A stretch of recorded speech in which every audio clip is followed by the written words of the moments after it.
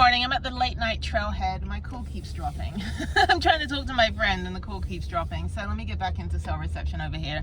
It's so pretty. It is 43 degrees. That is beautiful. Okay, I need to get this ride done before 10 because I have an 11 o'clock telecall that I have to do. So I've got to be on Zoom, on camera. But yeah, there we go. There's people parking here overnight. This guy's here all the time. Please don't do that because then none of us will ever get to park here during the day. You know, the more rules you break, the more rules they make. So, yeah, for some reason I'm out of cell reception again. Oh, stupid phone. Anyway, let's go over here. I gotta get in the sun. I gotta get my bikes off the back. It is now 7:15, so I'm gonna do this at 8 to 10, and then I'll be good. So, yeah, it's just 11 miles. It's only gonna take me an hour and a half, so it's not that bad. Let me park right here. Cool. Yeah, that guy's here all the time. Yeah, he's looking like he needs cell reception. Where is he at? Okay, so let me reset my phone, try to call my friend back. Yeah, the thing about van life is I want it to be simple. You know, it's like I want a simpler life. I just don't want to have to worry about anything. Look how many keys I have. Look, this is absolutely ridiculous. Why do I have so many freaking keys for my van? It's Space Force. That's funny. Yes, so these are all of my keys. Too many of them. So this will hopefully be the first time I'm riding Blue Diamond or Mustang Loop or any of this area with a fully functional bike. The first couple rides I had no brakes. Second couple rides the gears weren't catching and then the chain just got loose. So it's a brand new chain. So I haven't even ridden it yet. This is my stuff and there's me looking like a ninja. So sun protection. You know, I see a lot of people out here and I'm like, man, if I didn't protect myself, I'd look like a Slim Jim or beef jerky. And I don't want to do that. So there's a hippie van lifer over there in an older van. She's going hiking. Okay, cool. All right. If I ever want to go up Kilimanjaro or something, I'm going to be that person at the gym on the stair climber at EOS Fitness. As I'm doing the stair climber every day, I'm there now with a full-on backpack on the back. So yeah, I don't know. He's been standing out there the whole time. Trying to get cell reception. It's so nice out here right now. The contrast in Houston humidity in here, it's like 1,000 million times different. So let me go ride. Hopefully this will be fine. And yeah, I'll see you guys I'll see you guys on the trail, but I'll see you in about an hour and a half. I'm not going to film much. I need to get my GoPro out and do this properly tomorrow and do the whole loop. I think I'll do that. I'll get up early. I've got nothing else to do but ride and then go to the airport at 10 p.m. So it'll be a long day tomorrow. But yeah, this is good. I woke up refreshed. Yesterday was a long day. Today's a good day, so let's go ride.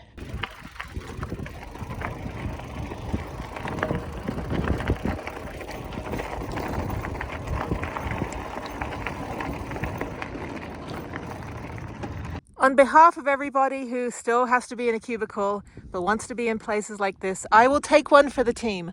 I will do this for you. It's going to be hard. It's going to be tough, but I was military, so, I really know about just showing up for the group project, and I have one job. That's it, and this is to do this. Oh my God, it is beautiful. It is about 48 degrees.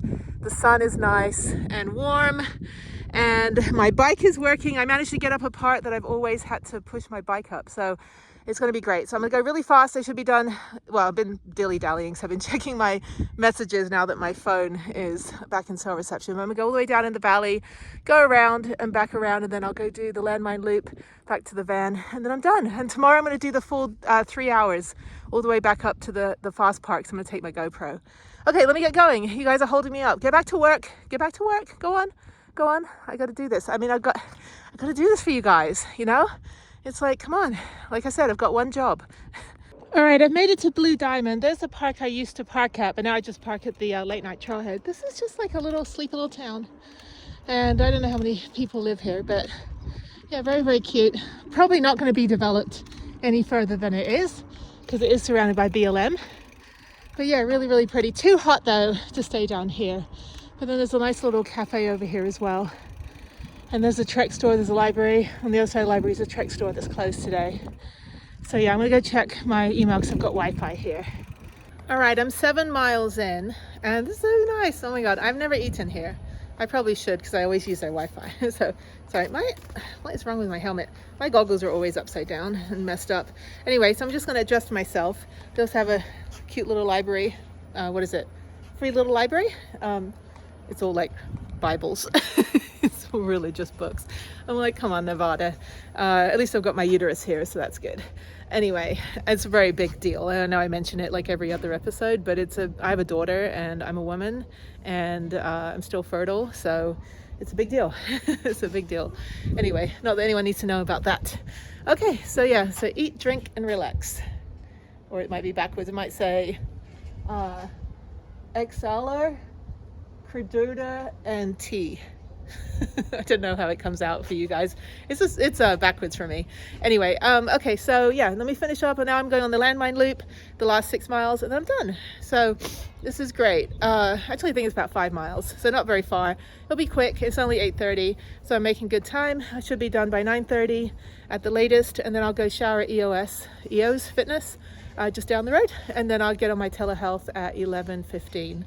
So I have a Zoom call, very important Zoom call. I'm still trying to sort some logistical stuff out about my spine and things like that. So it's just taken 440 days to get this far with the VA and some other places. So it's fine. I'm just pushing through and keeping busy in the meantime. But yeah, really, really chill ride, not even strenuous. I mean, this is, there's a few parts where if you're a beginner that you have to push your bike up. But with the new chain and the gears gears catching properly, I've been able to ride the entire way. I haven't even pushed the bike up at all, except one little bit where there's dragoon rocks, right when you get on the this is the fast part of the Mustang loop right at the beginning. There is a part where there's nowhere for me to ride. It's just a big pile of rocks, and you have to, and the rocks are like 2 feet high, so you have to push your bike over it. Unless you're you can levitate. Anyway, yeah, so I'm channeling Angel Fire since they've had to wait a whole week to open. They were supposed to open tomorrow and they're going to open on the 22nd. So I need to get my pass before next week. So I'll go do that. So at least I have that for the rest of the year, because it's only $325 for military. It's $375 after the 22nd. So it's only $50 more, but they make no money on me. I rode 300 miles there last year. I rode for maybe almost 2 months of last year. I was at Angel Fire, maybe 6 weeks, 7 weeks. I'd like to do pretty much the whole summer.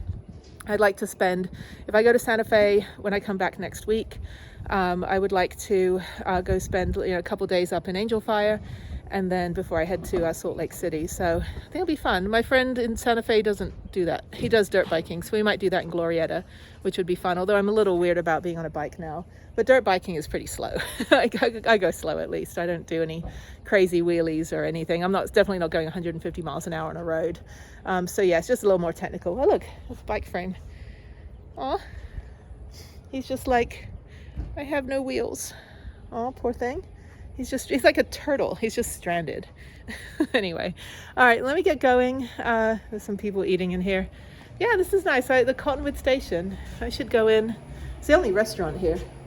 But they have, Peddlin cream cheese, pastry breakfast, sausage mini bowl.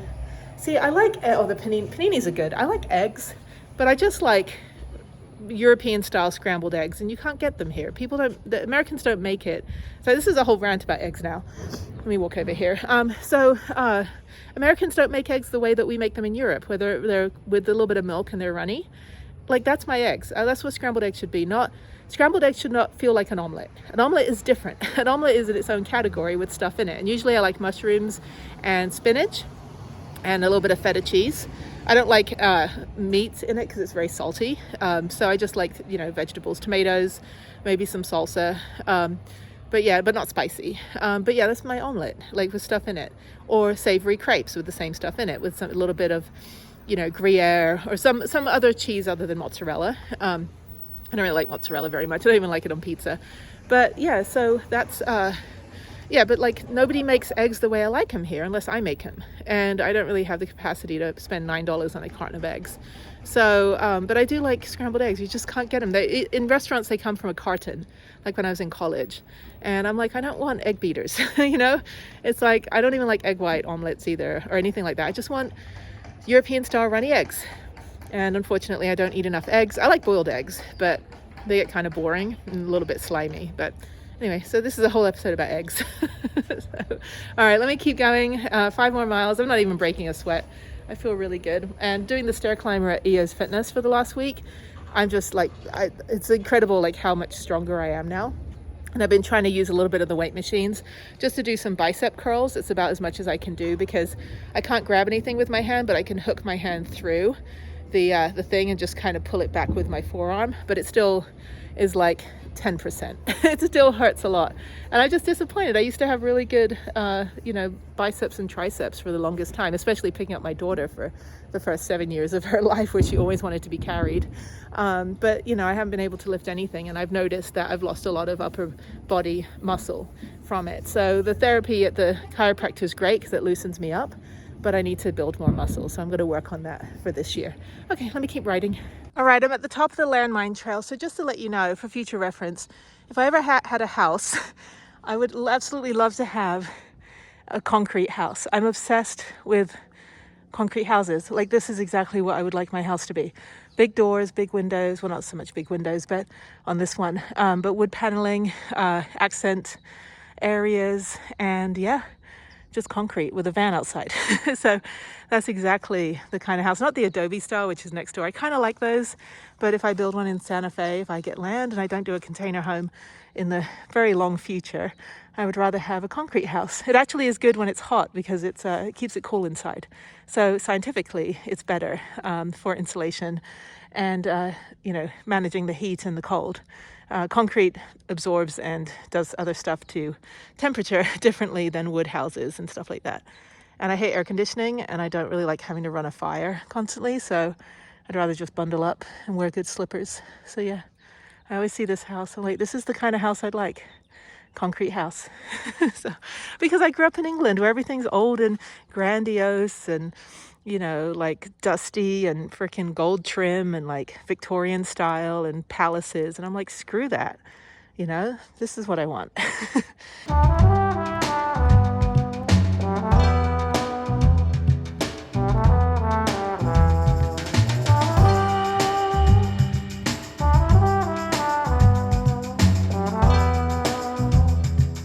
Oh, that was such a good ride. There's horses. There's going to be horses out here. I don't know if that's a commercial tour or private. That's so awesome. I need to go ride a horse. I'm going to do that probably Monday or Tuesday when I get back. If it's cooler weather, I'll go do a horse trek in the morning just to get it over with. I'm not going to be back here probably the rest of the year. So, okay.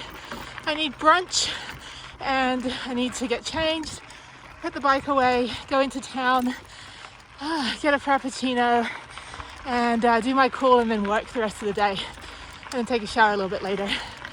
Oh, such a good ride. Tomorrow 3 hours, so I'm going to do the other side of the mountain over there first with the downhill part with a 1,600 foot elevation gain climb, which takes an hour, and then the downhill part, and then I'll do the Mustang loop. But I got to start earlier, like at 6 a.m. because it's already getting a little bit hot. So thank you. Pushing up the hill here. That was so good. And there's a van, red van. I was going to get a red van. I went with white just to keep it cool. But yeah, there she is. There's Prue. Even though it's only 3 days this week being here, so glad I'm back. You have no idea. It's just like completely just changed my entire mood because I hate Houston. So, all right, I'll see you on the next one. Bye.